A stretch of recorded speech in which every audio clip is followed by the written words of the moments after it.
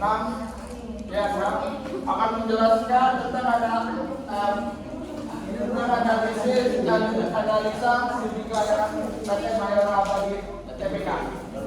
Jadi untuk mempersingkat waktu, mari kita mulai. Dan akan dibaca oleh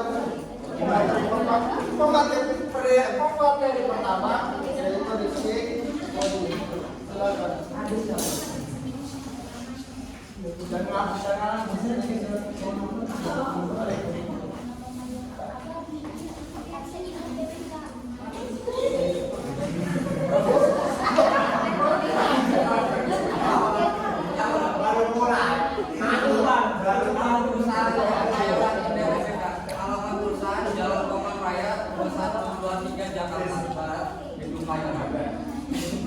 Bidang usaha merupakan industri makanan ringan, sektor konsumen goods industri, subsektor food and beverage, Biro Administrasi Efek PT Pindad Indonesia. Tahun berdiri 1977, kegiatan usaha perseroan, jenis perusahaan industri. Produk-produk hasil inovasi perusahaan jurnalis.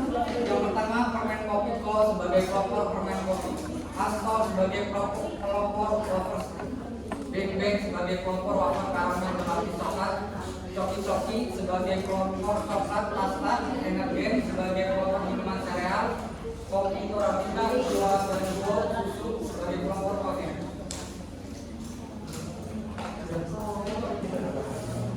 Baik, selanjutnya akan dijelaskan oleh Ayu. Silakan. Ini ada aspek lain dan aspek hukum.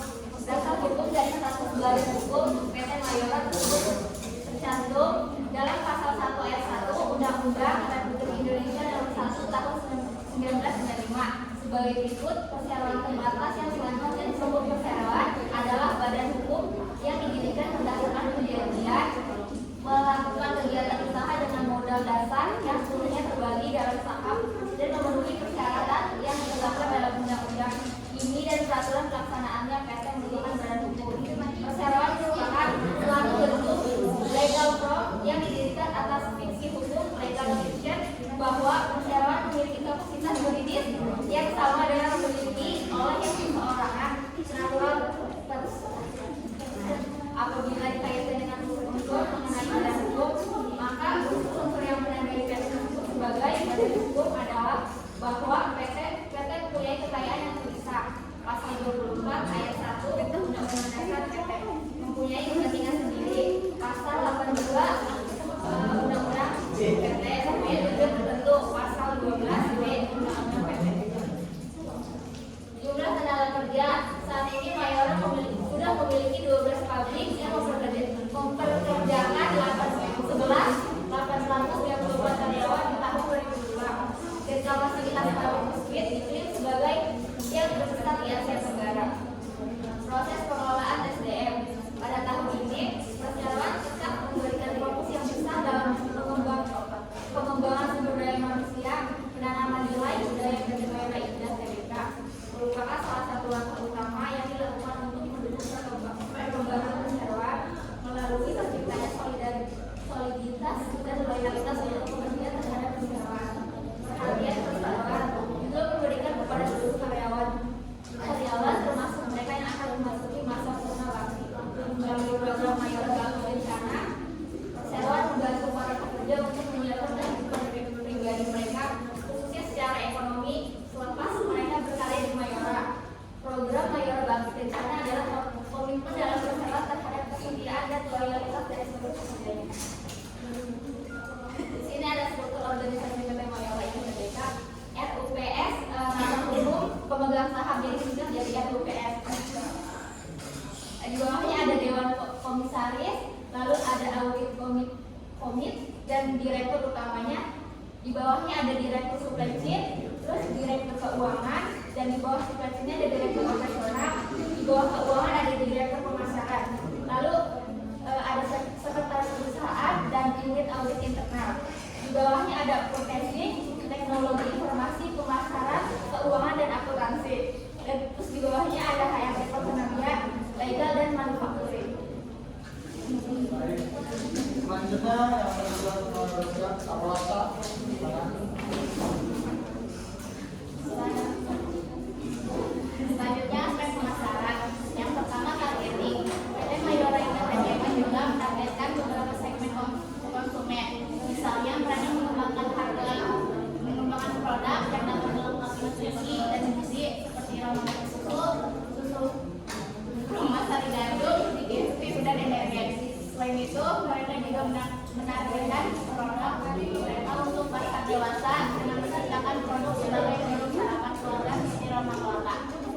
Yang kedua ada segmentasi. Mayora Indah TBK telah melakukan beberapa segmentasi dalam mengidentifikasi dan menemukan segmen pasar mereka. PT Mayora Indah TBK mengembangkan dan berfokus pada segmen makanan terutama biskuit dan permen. Ini terbukti dengan produk keunggulan mereka yaitu biskuit Rama dan permen Biko. Segmentasi itu ada dua. Yang pertama segmentasi geografis. PT Mayora Indah mengelompokkan segmen pasar mereka berdasarkan pasar domestik dan luar negeri. Pada pasar domestik, mereka melakukan pengembangan di seluruh wilayah Indonesia, mulai dari desa sampai kota. Sedangkan untuk pasar internasional, PT Mayora Indah TBK berfokus pada kota dan yang berpenduduk padat seperti China, Thailand, dan Vietnam. Yang kedua, segmentasi demografis. PT Mayora Indah TBK tidak membuat segmen berdasarkan usia, tingkat, penghasilan, atau kalangan spesifik. PT Mayora Indah ingin agar produk mereka dapat dikonsumsi dan dijangkau oleh segala macam orang dari berbagai latar belakang, pendidikan, usia, dan gender.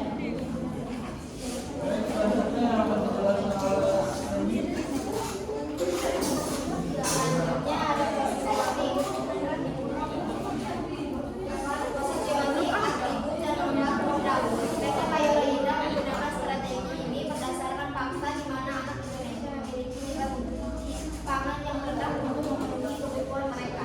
PT Mayora Indah mengambil kesempatan ini dengan melakukan branding terhadap energen yang memiliki nutrisi dan gizi yang tinggi untuk memenuhi kebutuhan anak Indonesia. PT Mayora Indah juga menggunakan atribut yang berbeda dengan kompetitornya dalam produknya yaitu permen Kiss. Permen tersebut memiliki pesan singkat dibalik kemasannya seperti pagi IoT sosial. Yang kedua masih dijalani berdasarkan harga dan kualitas. PT Mayora Indah memilih untuk menggunakan harga yang terjangkau untuk menjangkau semua konsumen. Ini terbukti dengan produk adalah mereka yang menjadi market leader bagi Nicholas, ODP, Roma.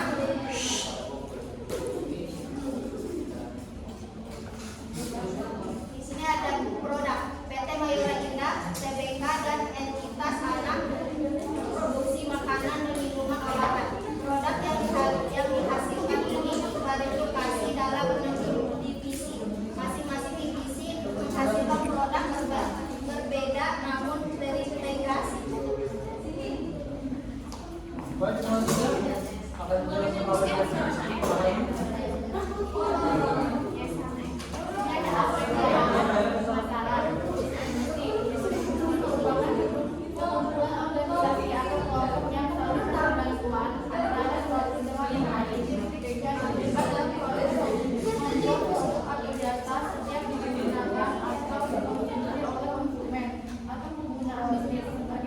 produsen memanfaatkan pedagang perantara untuk menghasilkan produk mereka. Saluran distribusi dikelompokkan menjadi dua berdasarkan ada tidaknya perantara antara lain. Yang pertama, distribusi langsung adalah distribusi yang disalurkan langsung dari produsen ke konsumen. Yang kedua, distribusi tidak langsung adalah distribusi yang dilakukan dari produsen melalui perantara konsumen. Yang produksi. Untuk lebih mengenalkan hasil produksi, usaha PT Mayora Indah TBK melakukan promosi melalui media dan secara aktif mendirikan stand di berbagai daerah dan berbagai kegiatan yang sifatnya dapat menarik minat konsumen terhadap hasil produksi perusahaan. Media yang digunakan oleh PT Mayora Indah TBK antara lain acara video dan foto. baik, selanjutnya akan dijelaskan sini. Silakan. Aspek keuangan. Modal PT Mayora Indah TBK atau Mayora telah merealisasikan belanja modal capital expenditure sebesar 257 miliar hingga April 2021. Belanja modal itu salah satunya untuk pembangunan pabrik biskuit dan wafer yang diperkirakan selesai pada 2023. PT Mayora Indah Tbk menyiapkan belanja modal sekitar 600 miliar hingga 1 triliun pada 2021. Belanja modal itu berasal dari kas internal dan pendanaan eksternal dari perbankan. Adapun tahun lalu, Perseroan menganggarkan belanja modal sebesar 2 triliun yang sebagian besar dialokasikan untuk pembangunan pabrik Torabika dan ekspansi untuk produk wafer dan biskuit. Omset mengutip laporan keuangan yang disampaikan dalam keterbukaan informasi Bursa Efek Indonesia BEI Jumat tanggal 28 bulan 7 2023, PT Mayora Indah Tbk meraup penjualan sebesar 14,81 triliun hingga semester 1 2023 penjualan naik 3,08% dari periode sama tahun sebelumnya 14,37 triliun.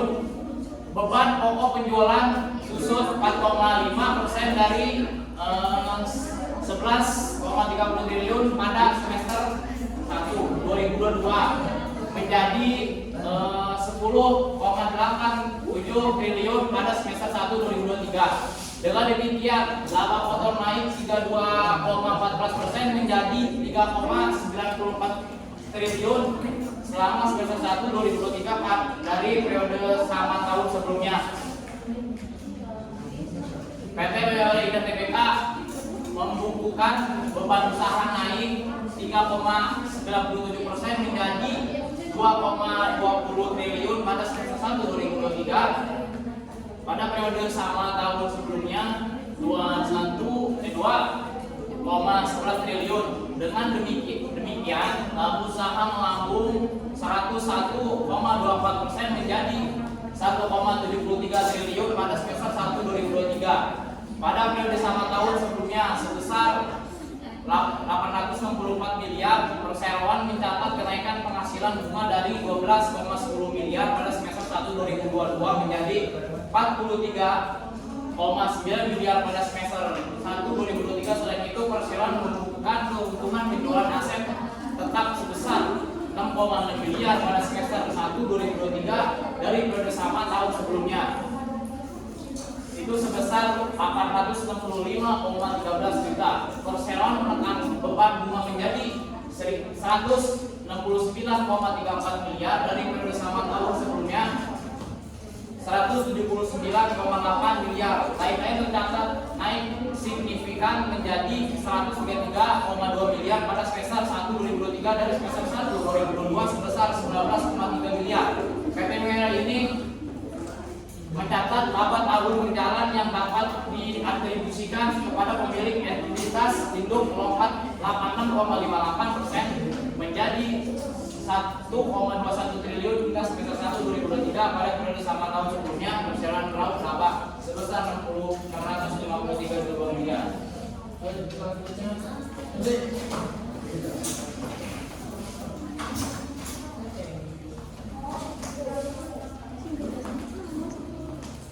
Selanjutnya ada penjualan dari PT Mayora Indah dari 2017 sampai 2021.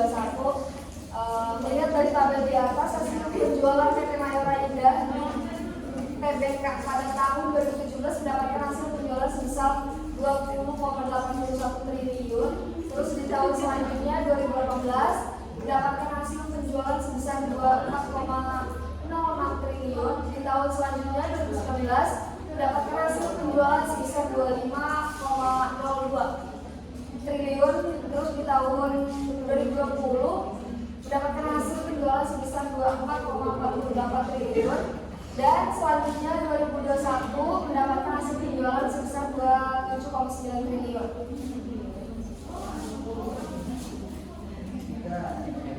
Terus ada aspek lingkungan.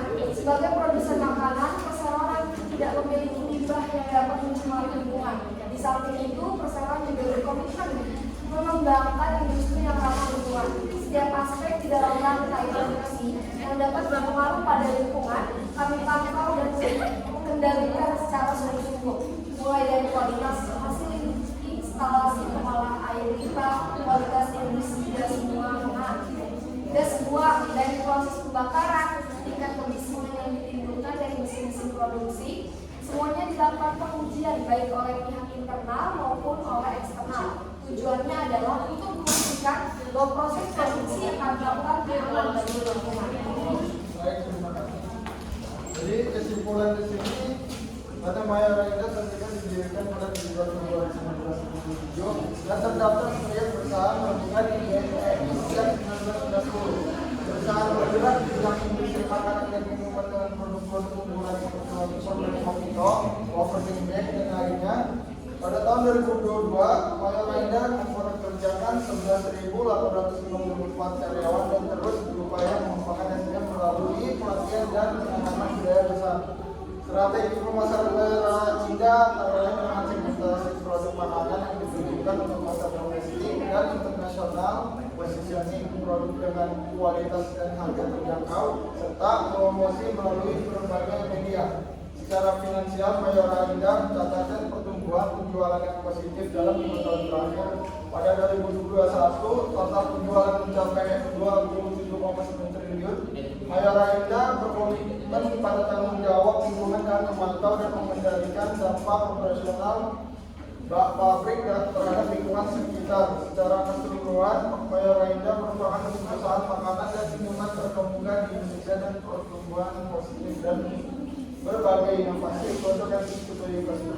Baik, segitu saja kita lebih dan kurangnya mohon maaf. Wabillahi taufiq wal hidayah. Assalamualaikum warahmatullahi wabarakatuh. Waalaikumsalam.